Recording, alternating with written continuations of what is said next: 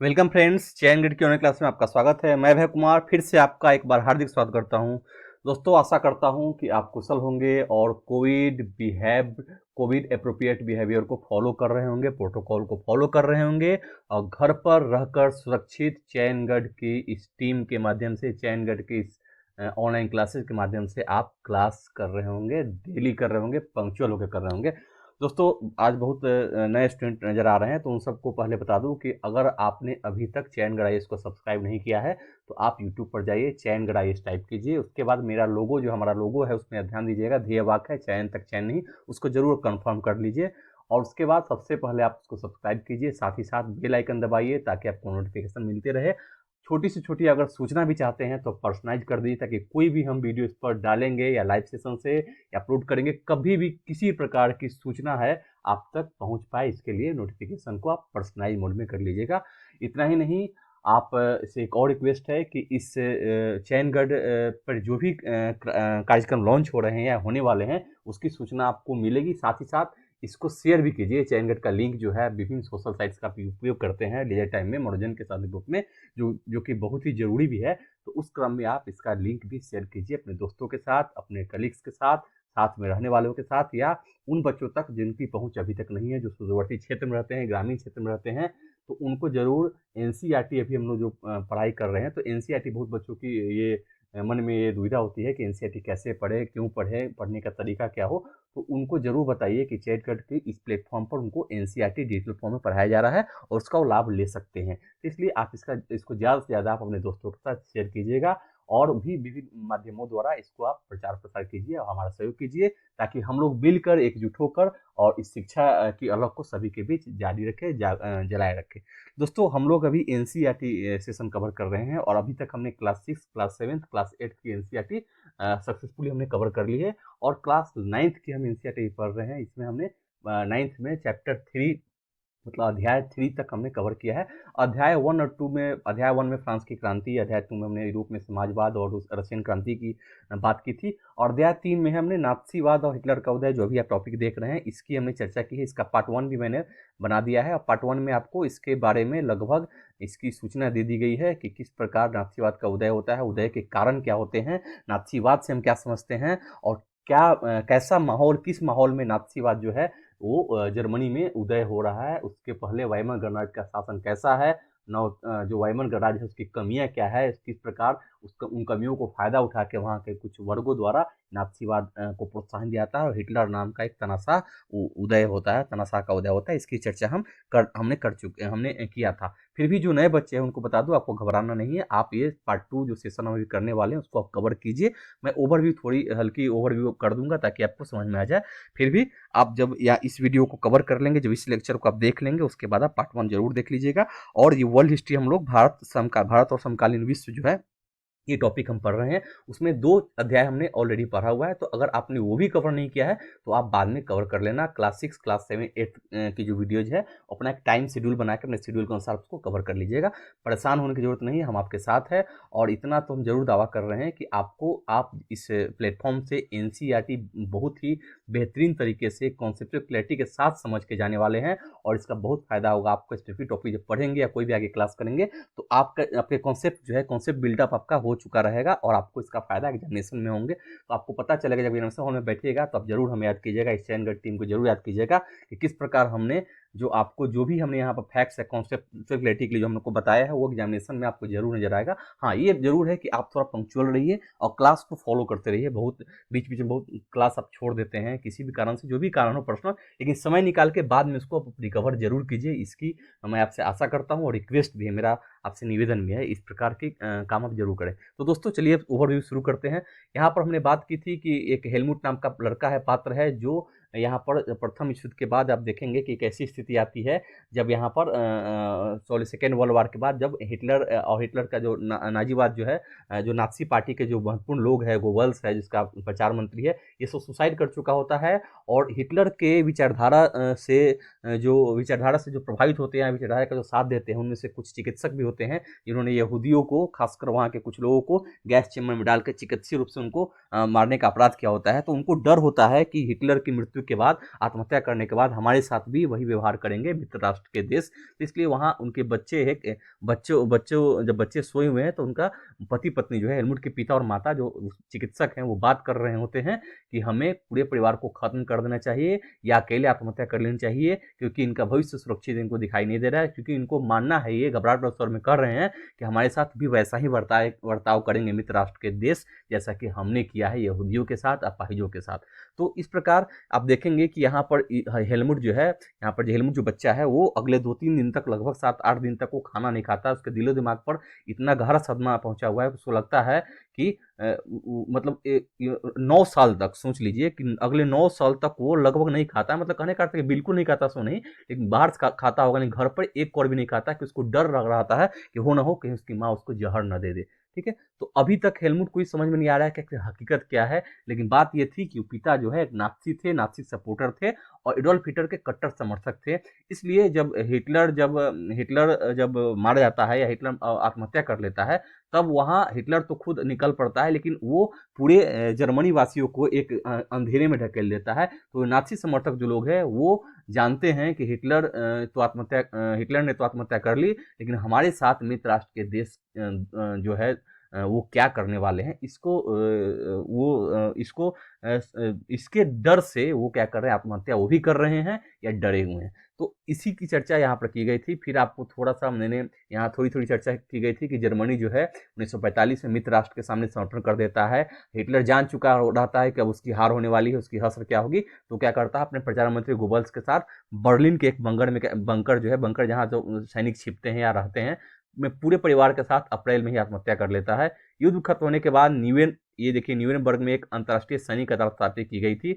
इस अदालत को शांति के विरुद्ध किए गए अपराधों, मानवता के खिलाफ किए गए अपराधों और युद्ध अपराधों के लिए नाथसी युद्धबंदियों पर मुकदमा चलाने का अधिकार प्राप्त था। हमने इसकी चर्चा की थी। इनको जिम्मा सौंपा गया था कि जर्मनी का जो व्यवहार है, खासतौर पर इंसानियत के खिलाफ जिसने अत्याचार किए, अपराध किए हैं, तो इससे जुड़े हुए जो भी कृत्य हैं उसकी दुनिया भर में निंदा की गई है और उनके अपराधों के दंड के लिए यहाँ पर एक सैनिक अदालत की यहाँ पर स्थापना की गई। और उनका काम क्या था कि इन लोगों पर मुकदमा चलाना या इनको दंड देना। ठीक है, फिर यहाँ देखिए दूसरे विश्व युद्ध के साय में जर्मनी ने जनसंहार शुरू कर दिया था। आप देखेंगे किस प्रकार यहूदियों को गैस चैम्बर में मारा गया था, जिसके तहत यूरोप में रहने वाले कुछ खास नस्ल के लोगों को सामूहिक रूप से मारा जाने लगा था, क्योंकि मानते थे कि इन्हीं कारण जर्मनी की स्थिति ऐसी है। ऐसे युद्ध में मारे गए लोगों में 60 लाख यहूदी, सोचिए ये आंकड़ा देखिए, 60 लाख यहूदी, 2 लाख जिप्सी और 10 लाख पोलैंड के नागरिक थे। साथ ही साथ मानसिक और शारीरिक रूप से अपंग घोषित किए गए लगभग 70,000 जर्मनी नागरिक मार डाले गए। इसलिए मार डाले गए कि इनको लगता था कि संसाधन के लिए बोझ है, इनको मार दिया गया। तो इस प्रकार इतना ही नहीं, आप ये भी देखिए कि अपने राजनीतिक विरोधियों जो नाथसी विचारधारा का विरोध कर रहे थे उनको ही मार दिया गया। तो इसके लिए क्या करना पड़ता था कि ऑस्विट्स जैसे कत्लखाने बनाए गए थे, जहां जहरीली गैस चैम्बर के माध्यम से 1000 लोगों को एक साथ मौत के घाट उतार दिया जाता था। तो यहाँ पर आप देखिए कि न्यूरेमबर्ग में जो अदालत है वो केवल 11 मुख्य नाथियों को ही मौत की सजा देता है। बाकी आरोपियों में से बहुतों को उम्र कैद की सजा सुनाई गई थी। सजा तो मिली, लेकिन नाथियों को जो सजा दी गई वह उनकी बर्बरता, उनके जुर्मों के मुकाबले बहुत छोटी थी। असल में मित्र राष्ट्र पराई जर्मनी पर इस बार वैसा कठोर दंड नहीं थोपना चाहते थे जिस तरह का दंड पहले विश्व युद्ध के बाद जर्मनी पर हो गया। कारण बताइए, कारण मैंने आपको बताया था, कारण यही थी कि पहले विश्व युद्ध में वर्साय की संधि हुई थी, उसी का परिणाम था हिटलर जैसे तानाशाह का उदय। तो ये अब इस बार नहीं चाहते थे कि कोई थर्ड वर्ल्ड वॉर की संभावना छोड़े, इसलिए जर्मनी के साथ रियायत बरती गई, उस प्रकार के कड़े प्रतिबंध नहीं लगाए गए ताकि फिर से कोई हिटलर न पैदा हो जाए, इसलिए ऐसा करेंगे। ठीक है, बहुत सारे लोगों का मानना था, मैंने बात की वही बात है, पहले विश्व युद्ध के आखिरी में जर्मनी के लोग जिस तरह के अनुभव से गुजरे उससे भी नाथसी जर्मनी को उदय में योगदान दिया था, इसलिए यह अनुभव जो है इसको बचाने के लिए ऐसा किया गया है। फिर यहाँ पर देखिए वाइमन गणराज्य के बारे में मैंने बात की थी कि शुरुआती साल में जर्मनी का एक ताकतवर साम्राज्य था। बाद में ऑस्ट्रिया साम्राज्य के साथ मिलकर मित्र राष्ट्र में जो देश थे, इंग्लैंड, फ्रांस और रूस थे।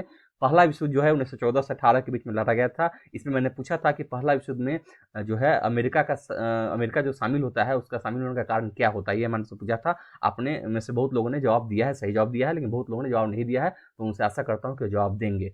दुनिया की सबसे बड़ी शक्तियां यह सोचकर इस युद्ध में कूद पड़ी थी कि उन्हें जल्दी ही विजय मिल जाएगी, सभी को किसी न किसी फायदे की उम्मीद थी। मतलब यहाँ देखिए कि एक तो गुटबंदी, अंतर्राष्ट्रीय स्तर पर गुटबंदी का एक दौर चल रहा है, दूसरा है कि कहीं न कहीं सभी देश जो है आर्थिक फायदे के लिए यहाँ पर युद्ध में शामिल हो रहे हैं। उनको लग रहा है कि युद्ध के बाद जो भी संसाधन पर कब्जा हो पाएगा उनका बहुत बड़ा हिस्सा उनके हाथ लगेंगी और वो क्या होंगे, वो मालामाल हो जाएंगे, इस प्रकार की सोच है। तो यहाँ पर देखिए शुरुआत में क्या होता है, फ्रांस और बेल्जियम पर जर्मनी ने सफलताएं हासिल की, लेकिन 17 में उसने गलती कर दी, क्योंकि यहाँ पर 17 में अमेरिका के एक जहाज को, लुसितानिया नामक जहाज को यहाँ पर जर्मनी की यू बोटों ने डुबो दिया था, जिसमें 126 आदमी लगभग जो अमेरिकी नागरिक थे जो मारे गए थे। इसके बाद अमेरिका मित्र राष्ट्रों में शामिल हो गया था, जो कि एक शक्तिशाली देश है।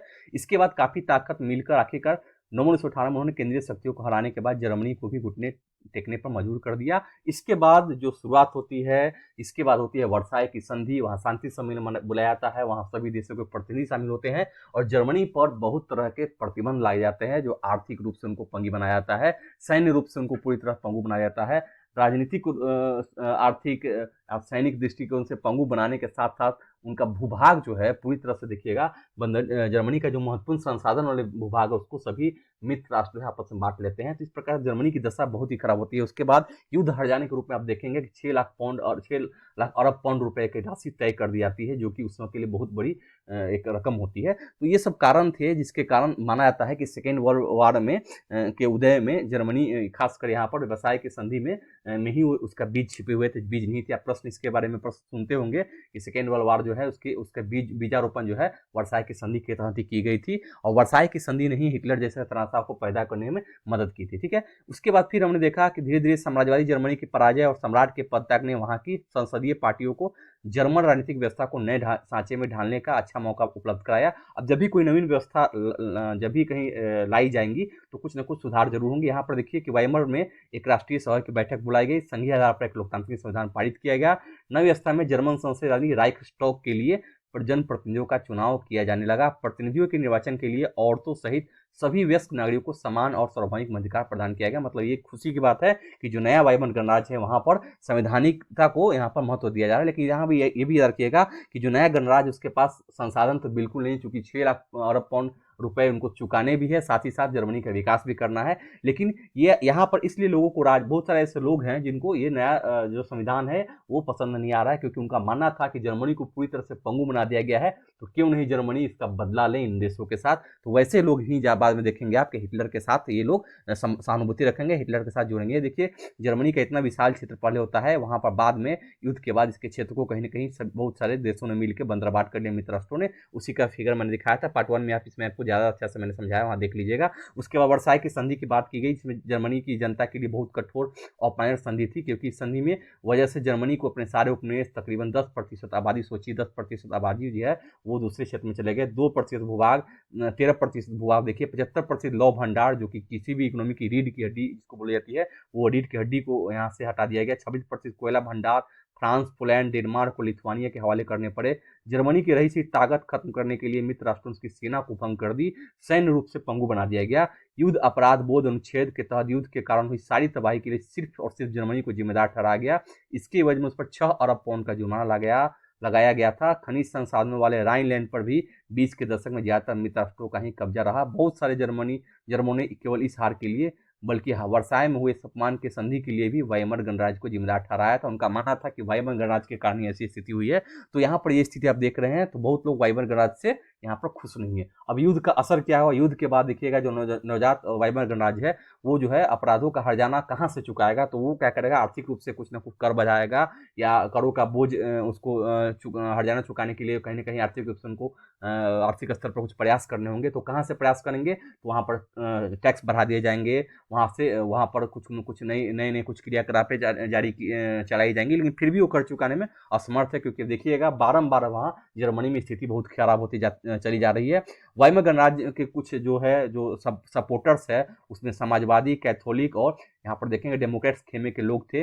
रूढ़िवादी, पुरातनपंथी, राष्ट्रवादी मिथकों की आर्मी ने तरह तरह के हमलों का निशाना बनाया जाने लगा। नवंबर के अपराधी ये लोग कहते थे, क्यों कहते थे, क्योंकि सामाजिक, कैथोलिक और डेमोक्रेट जो है कहीं ना कहीं वाइमर गणराज्य से जुड़े हुए थे, सहानुभूति प्रकट करते थे। लेकिन बाकी जो लोग थे वो कहीं ना कहीं नवंबर के अपराधी, युद्ध के अपराधी कह के उनका खुलेआम मजाक उड़ाते थे। इस मनोदशा का 30 के दशक के शुरुआती राजनीतिक घटना पर गहरा असर पड़ा, क्योंकि अधिकांश जनता जो है वो बदला चाहती थी, जर्मनी के अपमान का बदला चाहती थी, जर्मनी की एक एक व्यक्ति के अपमान का बदला लेने की बात वो कर रहे थे। फिर हमने देखा कि यहाँ पर आगे हमने बताया कि इस प्रकार, ये भी मैंने पढ़ा दिया था, राजनीतिक रेडिकलवादी आमूल परिवर्तन और आर्थिक संकट। यहाँ देखिए, जैसे ही जिस समय वाइमर गणराज्य की स्थापना हो रही है, उस समय रूस में हुई बोल्शेविक क्रांति के तर्ज पर जर्मनी में भी स्पार्टकिस्ट लीग अपने क्रांतिकारी कार्यों में जुट गया। अब ये लीग क्या है, इसमें देखिए, इसमें कुछ ऐसे लोग हैं जो बहुत सारे योजनाओं को, विद्रोह की योजनाओं को अंजाम देने लगे। कारण है यहाँ के बहुत सारे शहरों में मजदूरों और नाविकों की सोवियतें बनाई गई। बर्लिन के राजनीतिक माहौल में सोवियत किस्म की शासन व्यवस्था की हिमायत के नारे गूंज रहे थे। इनका मानना था कि हमें रसिया टाइप पड़ गई, यहाँ पर सोवियत प्रणाली अपनाना चाहिए, लोगों को एकजुट करना चाहिए, विद्रोह के लिए तैयार करना चाहिए। इसलिए ये जो है समाजवादियों, डेमोक्रेट्स और कैथोलिक गुटों ने वाइमर में इकट्ठा होकर इस प्रकार की शासन व्यवस्था के विरोध में एक लोकतांत्रिक गणराज्य की स्थापना का फैसला लिया। और आखिरकार वाइमर गणराज्य ने पुराने सैनिकों के फ्री कोर नामक संगठन की मदद से इस विद्रोह को कुचल दिया। मतलब यहाँ वाइमर गणराज्य को डर था कि अगर ज्यादा विद्रोही बढ़ेंगे तो उनके शासन को खतरा है, तो इसलिए क्या करेंगे, पुराने जो संगठन, जो इसके सैनिकों के फ्री कोर नामक संगठन था, उसकी मदद से इस विद्रोह को तो कुचल दिया गया। लेकिन फिर भी पूरी तरह उनको नहीं रोका गया। स्पार्टकिस्टों ने जर्मनी में कम्युनिस्ट पार्टी की नींव डाली। इसके बाद कम्युनिस्ट, साम्यवादी और समाजवादी एक दूसरे कट्टर दुश्मन हो गए। कारण देखिए, इस साम्यवादी वही है जो परिवर्तन के द्योतक है, समाजवादी जो है यहाँ पर वाइमर गणराज्य का समर्थक है। तो ये एक दूसरे के दुश्मन होंगे, विचारधारा के तौर पर भी और रणनीति के तहत भी दोनों एक दूसरे के दुश्मन है। हिटलर के खिलाफ कभी भी साझा मोर्चा नहीं खोल सके। कारण है कि ये खुद आपस में ही लड़ते रहते थे, इसलिए हिटलर को ज्यादा मौका मिला। चूंकि इनके लड़ने का फायदा हिटलर ने उठाया।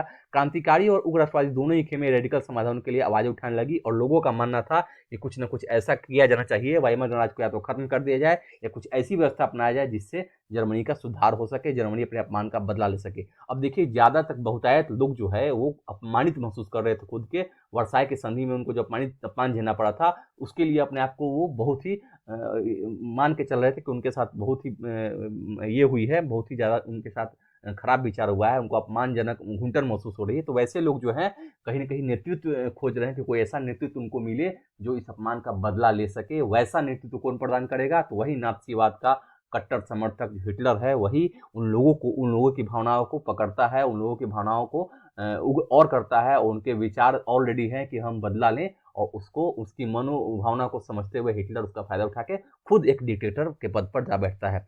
राजनीतिक रेडिकलवादी विचारों को 1923 के आर्थिक संकट से और बल मिला। कारण है कि जब भी आर्थिक संकट आएगा तो वहाँ चीजें, दाम वहाँ पर बढ़ जाएगी। आपको मैंने बताया था पिछले वीडियो में कि किस प्रकार वहाँ एक बैलगाड़ी, लोग रुपया जो है, जब रुपया का उन्मूलन होता है उसका बहुत ज्यादा छापना पड़ जाता है, एक एक बैलगाड़ी लोग जाके पैसा लेकर जा रहे हैं, फिर भी उनको एक ब्रेड लेना पड़ रहा है। और यहाँ पर जो कर्ज है, जर्मनी जो विश्व युद्ध में जो कर्ज लेकर लड़ा था, तो कर्ज को चुकाने के लिए उसको स्वर्ण मुद्रा में हजाना ही भरना पड़ रहा था। इस प्रकार पूरी तरह से देखिए, जर्मनी के स्वर्ण भंडार भी लगभग समाप्त होने की स्थिति पहुंच गए थे। आखिर 1923 में जर्मनी ने कर्ज हजाना चुकाने से इनकार कर दिया, क्योंकि उनके पास संसाधन है नहीं।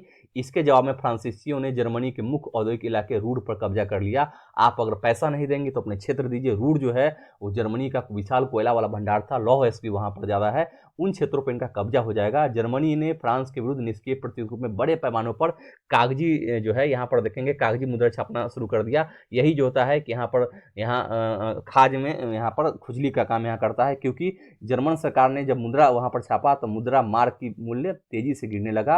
अप्रैल में $1 की कीमत 24,000 मार्क, जो कि यहाँ पर देखिए दिसंबर तक आते आते यहाँ 9,88,60,000 मार्क हो गए। इस तरह $1 में खरबों मार्क मिलने लगे। जैसे जैसे मार्क की कीमत गिरती गई, जरूरी चीजों की कीमतें आसमान छूने लगी। यहाँ देखिए एक दृश्य दिखाया गया है कि लोग जो है सोने के लिए यहाँ लाइन में लगे हुए हैं, रात को सोने के लिए। इस प्रकार की स्थिति 1923 में है। जैसे उसके बाद जब 1929 में जब मुद्रास्फीति का समय आएगा, आर्थिक संकट आएगा, वैश्विक आर्थिक मंदी आएगी, तब तो स्थिति और खराब हो जाएगी। यही हमने बात की थी कि धीरे धीरे मंदी के साल में 1924-28 तक जर्मनी में कुछ तो स्थिरता रहेगी, वो तो इसको बर्दाश्त कर लेगा 23 की मंदी को। लेकिन जैसे ही यहाँ एक बार वहां पर मुख्यतः अमेरिका से लेकर अल्पकालिक कर्जों, जैसे ही वहां पर देखेंगे 1929 में वॉल स्ट्रीट एक्सचेंज, यहाँ शेयर बाजार में धड़साई होगा। अमेरिका जैसा देश जब उसकी जब यहाँ पर स्थिति बहुत खराब हो जाएगी, तब यहाँ देखिएगा जर्मनी की स्थिति और खराब होगी।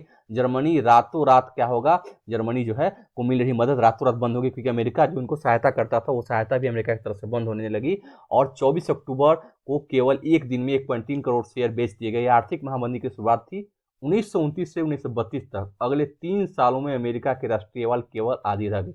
अब अमेरिका की राष्ट्रीय आय जो है आधी रह गई, तो अमेरिका इनको सहायता किस प्रकार देता। फैक्ट्रियां बंद होने लगी, निर्यात गिरते जा रहा था, किसानों की हालत खराब थी, सट्टेबाज बाजार से पैसा खींच रहे थे, क्योंकि सट्टेबाज समझते हैं कि अगर हम पैसा रखेंगे तो मेरा पैसा डूब जाएगा, इस डर से वो पैसा निकाल लेंगे। अमेरिकी अर्थव्यवस्था में इस मंदी का असर दुनिया भर महसूस किया गया। आप जानेंगे इसके बारे में, इस पे भी टॉपिक है आर्थिक मंदी, उसके बारे में हम पढ़ेंगे। फिर हम आप आगे देखेंगे, अब देखेंगे कि 1929 के मुकाबले 40% औद्योगिक उत्पादन जर्मनी का रहा गया। मजदूर या तो बेरोजगार होते जा रहे थे या उनके वेतन काफ़ी गिर चुके थे।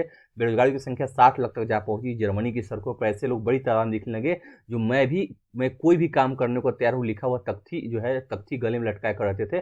सोचिए ये स्थिति हो गई थी कि वहाँ के लोग जो है किसी प्रकार के काम करने के लिए तैयार हैं, या तो वेतन नहीं है उनके पास या बेरोजगार हैं। तो इस प्रकार की स्थिति वहाँ पर हो रही। चारों तरफ देखेंगे कि ऐसी स्थिति हो गई है कि लोग जो है किसी भी तरह, गृह युद्ध की आशंका तभी होती है, गृह युद्ध की आशंका ही बढ़ती जा रही है। ये मैंने आपको कवर कर लिया था। तो इस प्रकार देखेंगे वाइमर गणराज्य जो है, कहीं न कहीं वाइमर गणराज्य भी अब असफल हो चुका है और वहाँ के लोगों में इसके प्रति असंतोष की भावना बढ़ चुकी है।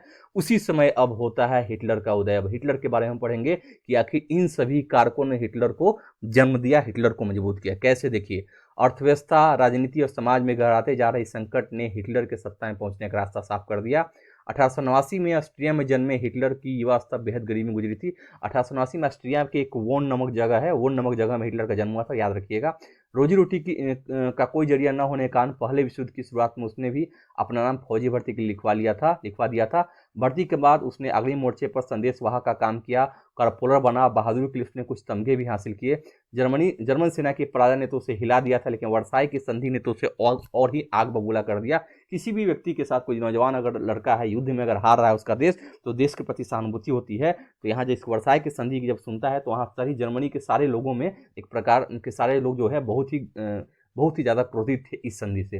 1919 में उसने जर्मन वर्कर्स पार्टी नामक एक छोटे समूह की सदस्यता ले ली। ये पूछा जाता है कि जर्मन वर्कर्स पार्टी की स्थापना 1919 में हुई थी और वहाँ पर सदस्यता लेता है। धीरे धीरे उसने इस संगठन पर अपना नियंत्रण कायम कर लिया और उसे नेशनल सोशलिस्ट पार्टी का नाम दिया, नया नाम उसने दे दिया। और इसी पार्टी को बाद में नाथसी पार्टी के नाम से जाना गया। मतलब एक छोटी सी पार्टी को इसने संगठन में विस्तार किया और अपने नाथसी पार्टी के नाम से उसको जाना जाने लगा। अब हम बात करेंगे 1923 में ही हिटलर ने बवेरिया पर कब्जा करने, बर्लिन पर चढ़ाई करने और सत्ता पर कब्जा करने की योजना बना ली थी। इन दुस्साहसिक योजनाओं में वह असफल रहा। कारण है कि शुरुआत में यह उतना बड़ा संगठन इसका नहीं है, ये कुछ हाथ पर मारता है। उसे गिरफ्तार कर लिया गया, उस पर देशद्रोह का मुकदमा भी चला, लेकिन कुछ समय बाद उसे रिहा कर दिया गया। नात्सी राजनीतिक खेमा 1930 के दशक के शुरुआती सालों तक जनता को बड़े पैमाने पर अपनी तरफ आकर्षित नहीं कर पाया, लेकिन महामंदी के दौरान नात्सीवाद ने एक जन आंदोलन का रूप ग्रहण कर लिया। मतलब एक अवसर मिला या नात्सियों के लिए कि इस अवसर का लाभ इसने उठाया, राष्ट्रवाद का लहर दौड़ाया और वहाँ पर देखेंगे कि हिटलर का उदय होता है। हिटलर ज़्यादा शक्तिशाली बन के आता है। जैसा कि हम पहले देख चुके हैं, 1929 के बाद बैंक दिवालिये हो चुके थे, काम धंधे बंद होते जा रहे थे, मजदूर बेरोजगार हो रहे थे, मध्य वर्ग को लाचारी और भुखमरी का डर सता रहा था। इनको लग रहा था कि हम लोग भी कहीं मजदूर न बन जाए। नाथसी प्रोपेगेंडा में लोगों को एक बेहतर भविष्य की उम्मीद दिखाई देती थी, क्योंकि इनका भाषण इतना तगड़ा होता था और इस प्रकार के डिसीजन करते थे। बोलते थे कि हम जर्मनी के हार का बदला लेंगे, हम और देशों पर शासन करेंगे, हम यहाँ ये करेंगे, ये आर्थिक विकास करेंगे। तो बहुत सारे जो है झूठे प्रचारवादी यहाँ पर हिटलर की पार्टी किया करती थी।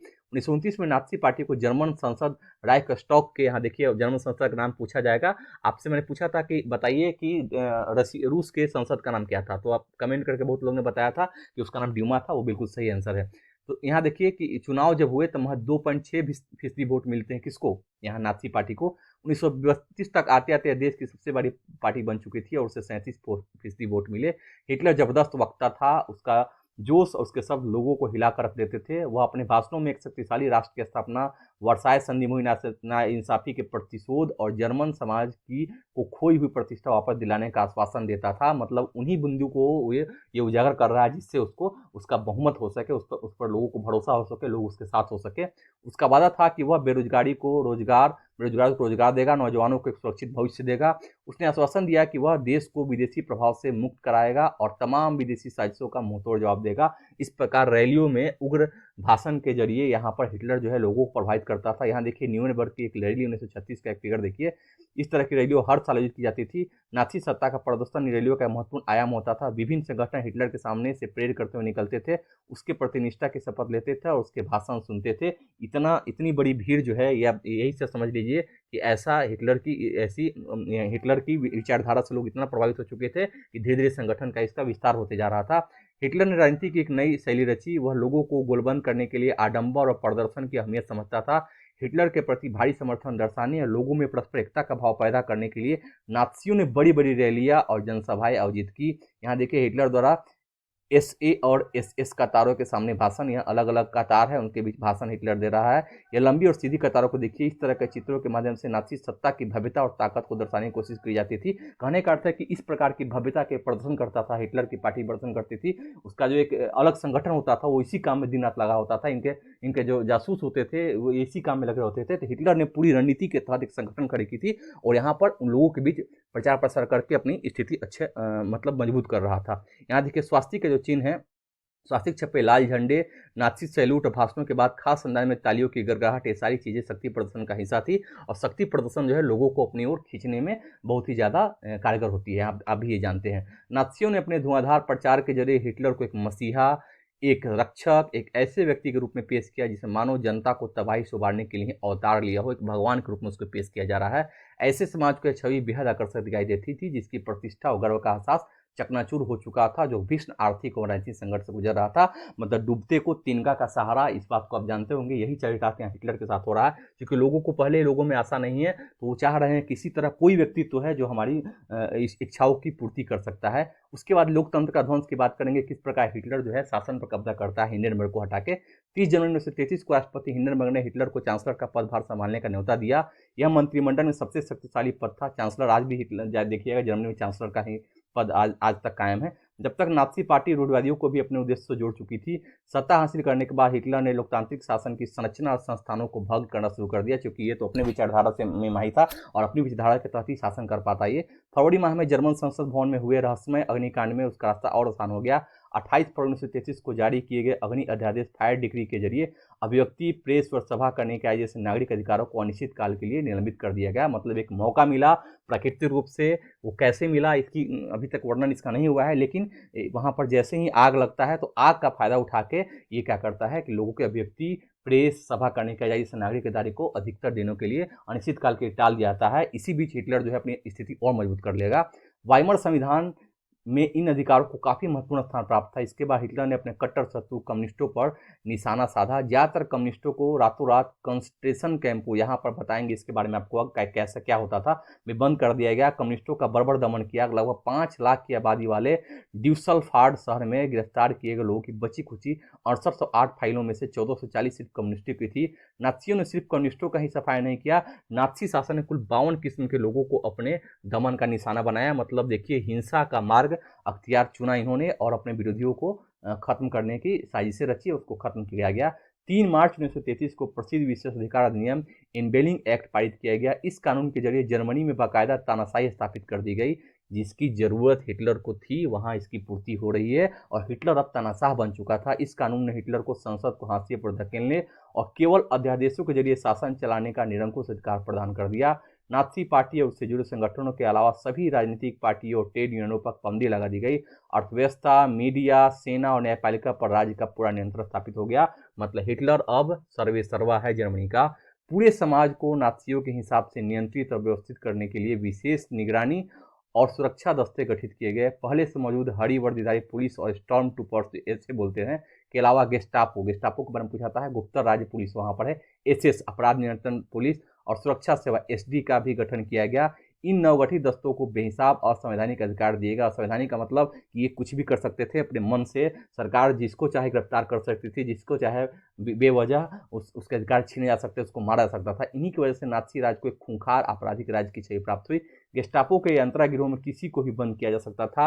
अब देखिए आपको कंसंट्रेशन कैंप के बारे में बताएंगे। ऐसे स्थान जहां बिना किसी कानूनी प्रक्रिया के लोगों को कैद रखा जाता था। एक कंसंट्रेशन कैंप बिजली का करंट दौड़ते कंटीले तारों से घिराता था। मतलब आप कंटीले तारों से घिरे रहते हैं, मतलब कि रहते थे, मतलब कि आप वहां से भाग भी नहीं सकते हैं और ऐसी व्यवस्था की जाती थी। ठीक है, इसके अलावा आप देखिए नए दस्ते किसी को भी यातना गिरोह में भेज सकते थे, किसी को भी बिना कानूनी कार्रवाई के देश से निकाला जा सकता था या गिरफ्तार किया जा सकता था। दंड की आशंका से मुक्त पुलिस बलों ने निरंकुश निरपेक्ष शासन का अधिकार प्राप्त कर लिया था। मतलब एक तो हिटलर की तरफ से उनको छूट दी गई, दूसरा कि वो अपनी शक्ति का भी स्वैच्छिक रूप से प्रयोग करने लगे और इन संगठनों ने बहुत ज़्यादा दमनकारी नीति अपनाई। इसके बारे में आप जानते हैं और आप इसलिए हिटलर को तानाशाह बुलाता था और बुलाता कि ऐसा तानाशाह दुनिया में कोई और पैदा नहीं हो पाया। ठीक है, अब पुनर्निर्माण की बात करेंगे कि क्या करता है हिटलर, जो है अर्थव्यवस्था को पटरी पर लाने के लिए क्या क्या कार्य करता है, इसकी बात की जाएगी इसमें। हिटलर ने अर्थव्यवस्था को पटरी पर लाने की जिम्मेदारी अर्थशास्त्री हाइलमार्क साख्त को सौंपी। साख्त ने सबसे पहले सरकारी पैसे से चलाए जाने वाले रोजगार संवर्धन कार्यक्रम के जरिए 100% उत्पादन और 100% रोजगार उपलब्ध कराने का लक्ष्य तय किया।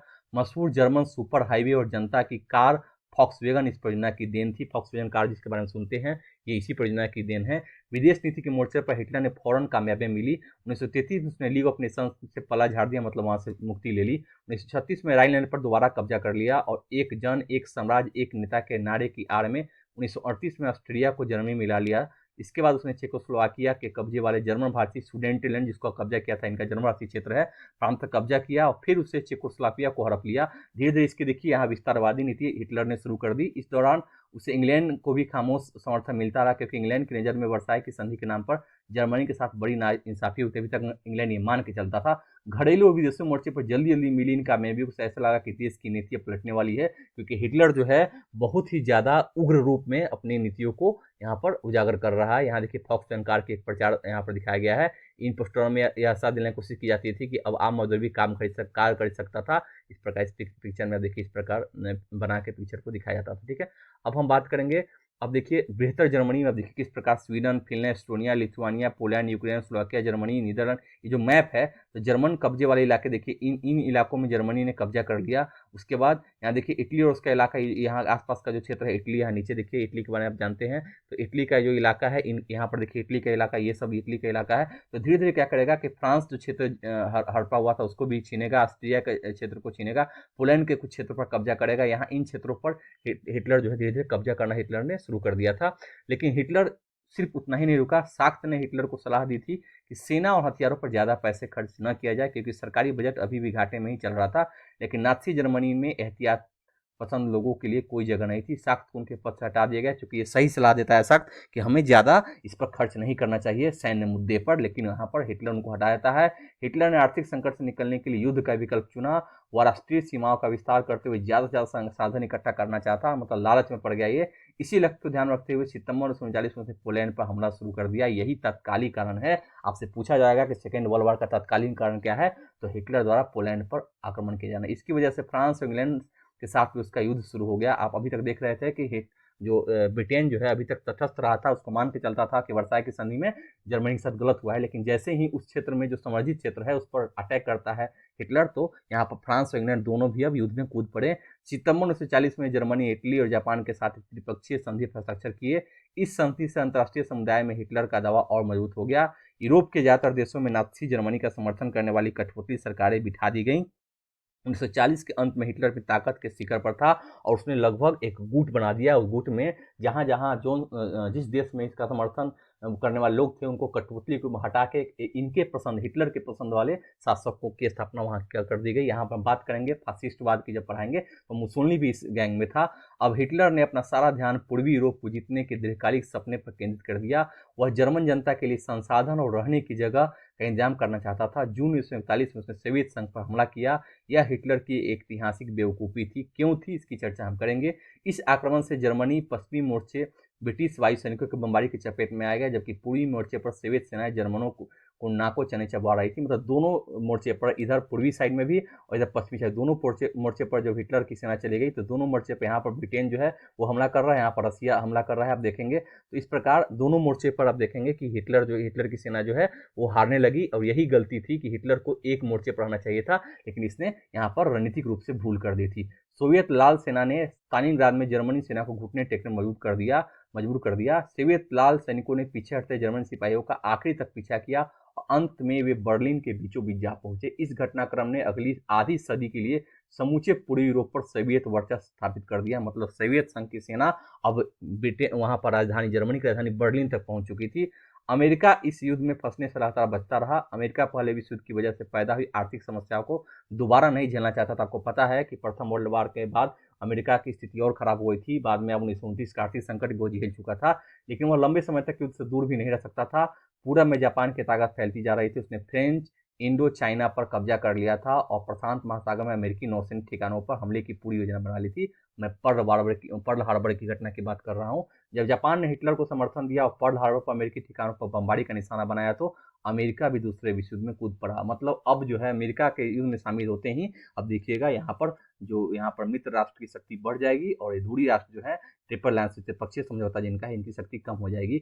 यह युद्ध मई 1945 में हिटलर की पराजय और जापान के हिरोशिमा शहर पर अमेरिकी परमाणु बम गिराने के साथ खत्म हुआ। ये भी अब जानते हैं कि हिरोशिमा और नागासाकी पर बम गिराएगा और इसके साथ ही युद्ध में उन्होंने समर्पण लास्ट में अमेरिका यहाँ पर जापान के जो शासक थे सैन्य शासक हिरोहितो ने समर्पण कर दिया था। दूसरे विश्व के इस संक्षिप्त दौरे के बाद अब हम एक बार फिर हेलमुट और उसके पिता की कहानी पर वापस लौटते हैं। मतलब अब देखेंगे कि अब नाज़ी जुल्म की कहानी क्या है। तो अब देखिए भारतीय समाचार पत्र में यहाँ देखिए हिटलर रिपोर्टेड डेड, जब हिटलर की मृत्यु होती है मतलब आत्महत्या करता है उसके बारे में यहाँ पर बताई गई भारतीय समाचार पत्रों में, चाहे विश्व के अनेक समाचार पत्रों में उसके बारे में बताया गया किस प्रकार हिटलर की जो एक्टिविटी थी उसके बारे में बात की गई, हिटलर की योजनाओं के बारे में बात की गई, हिटलर को तानाशाही घोषित किया गया। तो एक तरह से देखिए हिटलर ने पूरे विश्व को दोबारा युद्ध में झोंक दिया था। नाज़ियों ने जो अपराध किए वे खास तरह की मूल्य मानता, वे खास तरह के व्यवहार से संबंधित थे। क्या इसके व्यवहार थे देखिए। नाज़ी विचारधारा हिटलर के विश्व दृष्टिकोण का पर्यायवाची था। इस विश्व दृष्टिकोण में सभी समाजों के बराबरी का हक नहीं था। वे नस्लीय आधार पर या तो बेहतर थे या कमतर थे। मतलब हिटलर मान के चलता था कि उनके हिटलर की नज़र में, नाजीवाद की नज़र में, इस नज़र में ब्लॉन्ड नीली आंखें वाले नार्डिक जर्मन आर्य सबसे ऊपरी और यहूदी सबसे निचली पैदान पर आते हैं। इसलिए इन्होंने यहूदियों का कत्लेआम किया था कि उनको मान के चलता था कि ये बहुत ही निचले नस्ल के लोग हैं। यहूदियों को नस्ल विरोधी यानी आर्यों का कट्टर शत्रु माना जाता था। बाकी तमाम समाजों को उनकी बाहरी रंग रूप के हिसाब से जर्मन आर्यों और यहूदियों के बीच रखा गया था। हिटलर की नस्ली सोच चार्ल्स डार्विन और हर्बर्ट स्पेंसर जैसे विचारकों के सिद्धांतों पर आधारित थी। डार्विन प्रकृति विज्ञानी थे, आप डार्विन के बारे में जानते होंगे, जिन्होंने विकास और प्राकृतिक चयन की अवधारणा के जरिए पौधों और पशुओं की उत्पत्ति की व्याख्या का प्रयास किया था। बाद में हर्बर्ट स्पेंसर ने अति जीविता का सिद्धांत दिया था, सर्वाइवल ऑफ द फिटेस्ट की बात उन्होंने की थी और इसका असर सबसे ज़्यादा पड़ा था। उसमें जो सर्वाइवल ऑफ द फिटेस्ट है वो कहता है जब जो सबसे योग्य है वही जिंदा बचेगा, यह विचार दिया। इस विचार का मतलब यह था कि जो प्रजातियां बदलती हुई पर्यावरणीय या वातावरणीय परिस्थितियों के अनुसार खुद को डाल सकती है वही पृथ्वी पर जिंदा रहती है। इसका अर्थ हिटलर ने कुछ और लगा लिया मुझे लगता है। यहाँ हमें इस बात का ध्यान रखना चाहिए कि डार्विन के चयन के सिद्धांत को एक विशुद्ध प्राकृतिक प्रक्रिया कहा था और उसमें इंसानी हस्तक्षेप की वकालत कभी नहीं की थी। लेकिन यहाँ पर देखेंगे हिटलर जो है लेकिन नस्लवादी विचारकों और नेताओं ने पराजित समाजों पर अपने साम्राज्यिक शासन को सही ठहराने के लिए डार्विन के विचारों का सहारा लिया। नाज़ियों की दलील बहुत सरल थी, जो नस्ल सबसे ताकतवर वह जिंदा रहेगी, कमजोर नस्लें खत्म हो जाएंगी। ये सीधा हिटलर कहा करता था। आर्य नस्ल सर्वश्रेष्ठ है, उसे अपनी शुद्धता बनाए रखनी है, ताकत हासिल करनी है और दुनिया पर वर्चस्व कायम करना है। ये हिटलर कहा करता है कि आर्य जो है ये शासन करने के लिए ही जन्मे हैं, बाकी लोग शासित है। हिटलर की विचारधारा का दूसरा पहलू लेमेंसड्राउन या जीवन परिधि की भू राजनीतिक अवधारणा से संबंधित थी। मतलब आप देखिए कि हिटलर जो है कुछ न किसी विचारधारा से प्रभावित होकर यह काम करता था।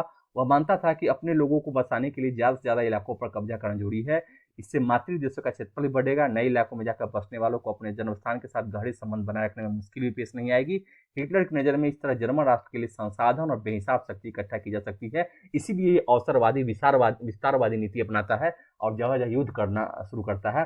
पूर्व में हिटलर जर्मनी सीमाओं को और फैलाना चाहता था ताकि सारे जर्मनों को भौगोलिक दृष्टि से एक ही जगह इकट्ठा किया जा सके। पोलैंड इस धारणा की पहली प्रयोगशाला बनी है, पोलैंड पर सबसे पहले उसने कब्जा किया था, ये भी आप जानते हैं। अब नस्लवादी राज्य की स्थापना, इसका क्या अर्थ? अब देखिए थोड़ा नए शब्द आपने सुना होगा, नॉर्डिक जर्मन आर्य, ये जो सबसे अच्छा यहाँ पर नस्ल मानता था, इसका अर्थ क्या था कि आर्य बताए जाने वाले ही की एक शाखा है। ये लोग उत्तरी यूरोपीय देशों में रहते थे और जर्मन या मिलते जुलते मूल लोग के लोग थे। ब्लॉन्ड मतलब नीली आंखों और सुनहरे बाल वाले लोग को ब्लॉन्ड बोला जाता था और इसी को बोलता था हिटलर कि यही लोग जो है ओरिजिनल मूल के हैं और ये शासन करने के लिए प्रकट हुए हैं, जन्म लिए हैं, इनका काम लोगों पर शासन करना है, वर्चस्वशाली ये नस्ल के लोग हैं, ये मान के वो चलता था। नस्लवादी राज्य की स्थापना, सत्ता में पहुंचते ही नाज़ियों ने शुद्ध जर्मनों को विशिष्ट नस्ली समुदाय की स्थापना के सपने को लागू करना शुरू कर दिया। सबसे पहले उन्होंने विस्तारित जर्मन साम्राज्य में मौजूद उन समाजों या नस्लों को खत्म करना शुरू किया जिन्हें वे अवांछित मानते थे। जैसे नाज़ी शुद्ध और स्वस्थ नार्डिक आर्यों का समाज बनाना चाहते थे।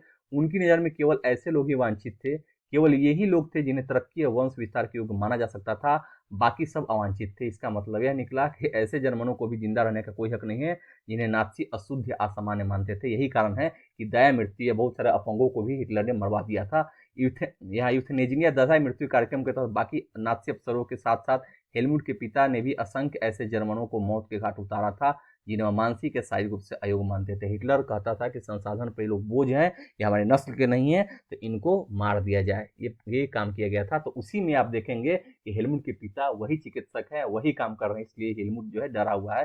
केवल यहूदी ही नहीं जिन्हें अवांछित की श्रेणी में रखा गया था, इनके अलावा भी कई ऐसे नस्लें थी जो इस नियति के लिए अभिशप्त थी। जर्मनी में रहने वाली जिप्सियों और सेतों की पहले तो जर्मन नागरिकता छीन ली गई और उन्हें बाद में मार दिया गया।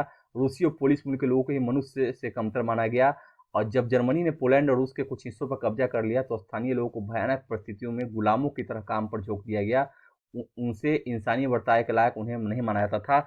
उनमें से बहुत सारे बेहिसाब काम के बोझ भूख से ही मर गए। मतलब जिन क्षेत्रों पर कब्जा करता गया वहाँ के मूल लोगों को वो अपने से कमतर आंकता था, उसका शोषण ज़्यादा होता था। नाथी जर्मनी में सबसे बुरा हाल यहूदियों का हुआ। यहूदियों के प्रति नाथसियों की दुश्मनी का एक आधार यहूदियों के प्रति ईसाई धर्म में मौजूद परंपरागत घृणा भी थी। ईसाइयों का आरोप था कि ईसा मसीह को यहूदियों ने ही मारा था। ईसाइयों की नज़र में यहूदी आदतन हत्यारे और सूदखोर थे। एक यहाँ धार्मिक दृष्टिकोण में यहाँ पर जुड़ जा रही है।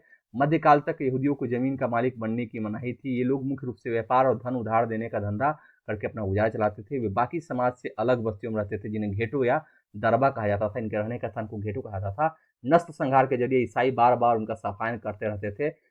उनके खिलाफ जब तक संगठित हिंसा की जाती थी, जब तब उन्हें बस्तियों से खदेड़ जाता था। लेकिन ईसाईयत ने उन्हें बचने का एक रास्ता फिर दिया हुआ था। यह धर्म परिवर्तन का था। कहते थे कि अगर आप ईसाई धर्म को स्वीकार कर ले तो आपको छोड़ दिया जाएगा। आधुनिक काल में बहुत सारे यहूदियों ने ईसाई धर्म अपना लिया और जानते बुझते हुए जर्मन संस्कृति में ढल गए। लेकिन यहूदियों के प्रति हिटलर की घृणा तो नस्ल के छद्म वैज्ञानिक सिद्धांतों पर आधारित थी। आपने बताया, चार्ल्स डार्विन के सिद्धांत को मैंने बताया। इस नफरत में यहूदी समस्या का हल धर्मांतरण से नहीं निकल सकता था। हिटलर की दृष्टि में इस समस्या का सिर्फ एक ही हल था, यहूदियों को पूरी तरह से खत्म कर दिया जाए, मतलब यहूदियों को मार दिया जाए। अब यहाँ बात करेंगे जिप्सी लोगों की। जिप्सी के नाम से श्रेणीबद्ध किए गए समूहों को अपनी सामुदायिक पहचान थी। सिंथी और रोमा ऐसे ही समुदाय थे। सूदखोर, बहुत ज्यादा ब्याज वसूल करने वाले महाजन, इस शब्द का प्रयोग गाली के रूप में किया जाता था। घेटो, किसी समुदाय को औरों से लौटने के लिए रखने वाले जगह को घेटो कहा जाता था। सन 1933 से 38 तक नात्सियों ने यहूदियों को तरह तरह से आतंकित किया। उन्हें दरिद्र करके आजीविका के साधन से हीन कर दिया गया। उन्हें शेष समाज से अलग थलग कर डाला गया। यहूदी देश छोड़कर जाने लगे। 1939 से 45 के दूसरे दौर में यहूदियों को कुछ खास इलाकों में इकट्ठा करने और अंततः पोलैंड में बनाए गए गैस चैम्बर ले जाकर मार देने की रणनीति अपनाई गई। मतलब बहुत ही क्रूरतम हत्या का तरीका यहाँ पर अपनाया गया था। तो ये आप देखेंगे कि यहाँ पर यहूदी लोगों के साथ इतना ज़्यादा अत्याचार किया जा रहा है। और इस प्रकार आप यहाँ पर देखेंगे हिटलर द्वारा इस प्रकार की क्रियाकलापें की जा रही है। आगे भी हम इसके आगे हम फिर जो टॉपिक है पार्ट 3 में हम इसको कवर करेंगे, क्योंकि ये टॉपिक अपने आप में बहुत ही विशाल है। और यहाँ पर हम यूटोपिया की बात करेंगे। यूटोपियन मतलब समाज के बारे में टॉमस मोर ने बताया था, ऐसा समाज जहाँ पर सब कुछ आदर्श स्थिति में है, लेकिन वैसा कुछ होता नहीं है। यूटोपियन नाम की कोई चीज़ नहीं है। तो यूटोपियन के बारे में हम चर्चा करेंगे। तो आपने यहाँ ये पढ़ा कि हिटलर जो है, हिटलर इतना क्रूर क्यों होता है, क्योंकि एक नस्ल और एक वैज्ञानिक विचारधारा को तोड़ फोड़ कर वहाँ पर डार्विन के सिद्धांतों को तोड़ फोड़ कर वो प्रकट करता है। समाज के कुछ लोगों को मार डालता है। इसलिए मार डालता है कि वो मान के चलता है कि हमारा नस्ल सर्वश्रेष्ठ है, शासन करने के लिए है। और यहूदियों को इसलिए मारता है कि उनका मान के चलना था कि यहाँ पर यहूदियों ने ही यहाँ पर जो रोमन गवर्नमेंट पोंटिफिकस ने जब ईसा मसीह को सूली पर चढ़ाया था तो यहूदियों ने ही उनका साथ दिया था और यहूदी के कारण ही ईसा मसीह को सूली पर चढ़ाया गया था। तो एक धार्मिक कारण भी है और एक यहाँ नस्लीय कारण भी है, एक रंग रूप का भी कारण भी है, एक व्यापार वाणिज्य का भी कारण है। इसलिए हिटलर जो है उनके साथ अन्याय करता है। इसीलिए आप देखेंगे कि यहाँ पर जो वो बच्चा है, वो बच्चे के माता पिता इसलिए डरे हुए हैं क्योंकि नात्सियों के संहार में उस वक्त के लोग भी शामिल थे। उसमें वो हिल्टन के माता पिता भी यहाँ पर शामिल थे। तो इस प्रकार ये कहानी यही समाप्त नहीं होती। आप देखेंगे आगे हिटलर जो है वो बहुत ही ज़्यादा, इसको शुरुआत में जो सफलता मिलती है उससे बहुत ज़्यादा खुश हो जाता है और आगे देखेंगे कि बहुत सारे क्षेत्रों पर कब्जा करता है, उन क्षेत्रों को अपनाता है। लेकिन वहाँ भी हिंसा का रास्ता अख्तियार करता है। वहाँ के लोगों को भी वो गैस चैम्बर में मार डालता है या तो अपने अनुसार काम करवाता है, तो शोषण करता है। यही कारण है कि हिटलर जो है, हिटलर का अंत बहुत जितना जल्दी रूप से जल्दी वो सफल होता है उतना ही जल्दी उसका अंत भी होता है और अंत के बाद जर्मनी की स्थिति और भी खराब होती है। तो ये हम देखेंगे आगे इस पार्ट 3 वीडियो में इसको कवर करेंगे। तो दोस्तों आज का जो कार्यक्रम है हम यही समाप्त करते हैं। पार्ट 2 के तहत वीडियो के तहत हमने आपको ये सब कवर कर दिया। बहुत बच्चों ने जो पार्ट 1 इसका नहीं देखे वो भी थोड़ा आप जाके नाथसीवाद के वजह के कारणों पर आप पार्ट 1 में आप उसको देख लेना। इस वीडियो में हमने यहाँ कवर किया। पार्ट 3 में इसको हम आगे अपडेट करेंगे, आगे हमको क्या पढ़ना है और इस प्रकार इस अध्याय का समापन होगा। और भी बहुत बच्चे हैं जिन्होंने अभी तक इसके क्लास 9th, क्लास 8, 7, 6 को नहीं कवर किया है, वो धीरे धीरे समय निकाल के शेड्यूल बाय आप क्लास करते रहिए, ताकि उसको आप बढ़िया से कॉन्सेप्चुअल क्लैरिटी हो सके। नॉलेज गैप नहीं होनी चाहिए, क्योंकि बाद में अगर वो नॉलेज गैप होगा तो कॉन्सेप्ट क्लियर आपके नहीं होंगे, तो आप सवाल हल नहीं कर पाएंगे। इसलिए मैं आपसे आशा करता हूँ, ऐसी उम्मीद मैं करता हूँ कि आप ये काम जरूर करेंगे, आवश्यक रूप से करेंगे, जरूरी समझ के करेंगे। दोस्तों ये काम जरूर कीजिएगा। अभी भी जिन लोगों ने चैन गाइस को सब्सक्राइब नहीं किया, वो चैन गाइस को सब्सक्राइब कर लीजिए और उसका बेल आइकन जरूर दबाइए, ताकि आपको नोटिफिकेशन मिलते रहें। अपने दोस्तों के साथ ऐसे ग्रामीण क्षेत्र के जो जिज्ञासु स्टूडेंट है या जिनकी पहुंच अभी तक चयन गढ़ के साथ नहीं है, उनके साथ इसका लिंक जरूर शेयर कीजिएगा, ताकि वो भी इस डिजिटल एनसीईआरटी का लाभ उठा सके, चयन के साथ जुड़ा महसूस करके, जुड़ के, और वो भी सफलता के सोपान पर चढ़ सके। तो ये काम आप जरूर कीजिएगा। इसलिए मैं आपसे बार बार करता हूँ, एक काम आप और करना है अभी, जब तक कोविड का समय है, जब तक कोई जब तक हम लोग सुरक्षित नहीं हो जाते हैं, माहौल सुरक्षित नहीं हो जाता है, सरकारी निर्देश जब तक नहीं आए, तब तक आप लोग घर पे रख के और चयन गढ़ के इस प्लेटफॉर्म का ऑनलाइन वीडियो जो देखते रहिए, क्लास वॉच करते रहिए, घर पर बैठ के सेल्फ स्टडी करते रहिए। मैं तो यही कहूँगा कि आप घर पर बैठ के क्लास जो है कंटिन्यू रखिए, बाहर जाने की जरूरत नहीं है। और इसी के साथ ये जो सेशन है मैं अब समाप्त करता हूँ। बहुत बहुत धन्यवाद दोस्तों। जय हिंद, जय भारत,